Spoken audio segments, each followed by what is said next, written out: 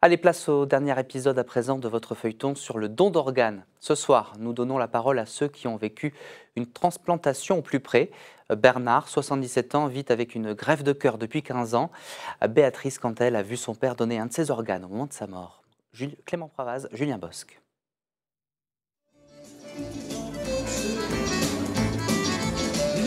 À 77 ans, Bernard Vinault est un danseur inarrêtable.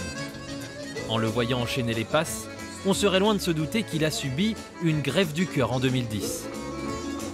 J'ai jamais pensé que j'avais un cœur qui n'était pas à moi. Et après des 3 semaines, il y a quelqu'un qui est venu me faire une visite qui me dit ben, ton cœur. Non, j'y pense pas. Il est intégré, c'est un cadeau, maintenant il est à moi. Son premier cœur ne se vidait plus complètement de son sang.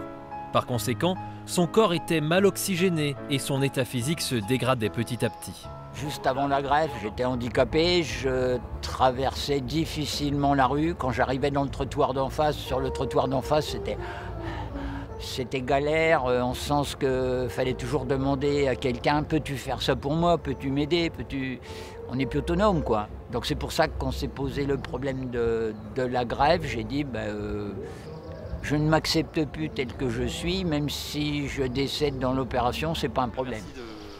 Après des mois d'attente, Bernard obtient un cœur suite à un don d'organes. L'opération se déroule bien. Le début d'une nouvelle vie commence alors pour lui. La première chose, dès que j'étais à moitié lucide, j'ai regardé comment battait mon cœur.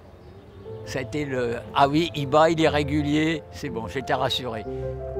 Dans sa première vie, Bernard était un marathonien de haut niveau, 4 fois au championnat de France.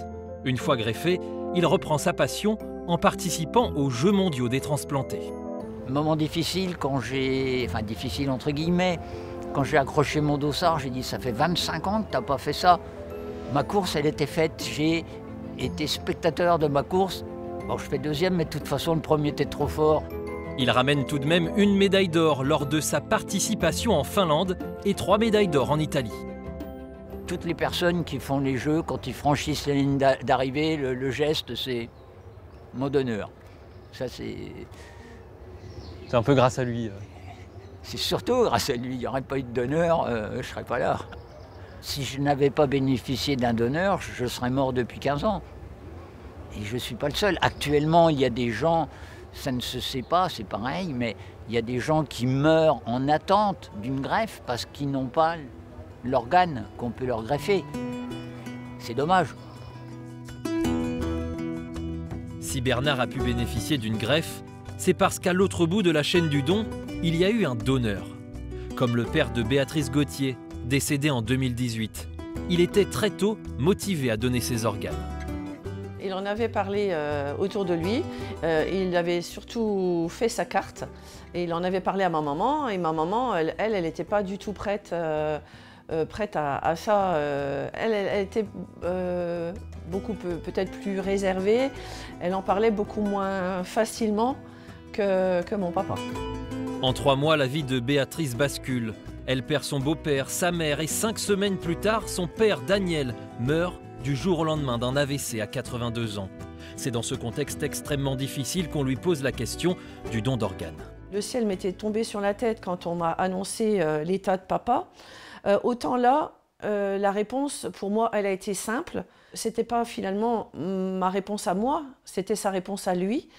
Et j'ai dit, bah oui, il n'y a pas de problème, il a fait sa carte de donneur d'organes et on n'a pas à aller contre sa volonté. S'il n'en avait pas parlé, je pense que pour moi, ça aurait été vraiment très très difficile de prendre une décision.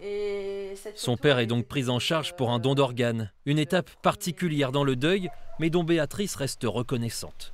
Il a été pris en charge comme un VIP.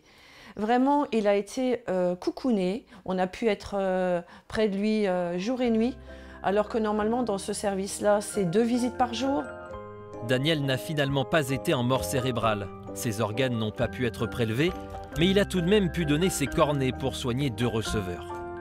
Je me suis dit, ces 2 personnes-là, grâce à papa, elles ont pu revoir peut-être mieux ou revoir la lumière ou peut-être voir la lumière qu'elle ne connaissait pas. Et ça a été pour moi quelque chose de vraiment de très touchant.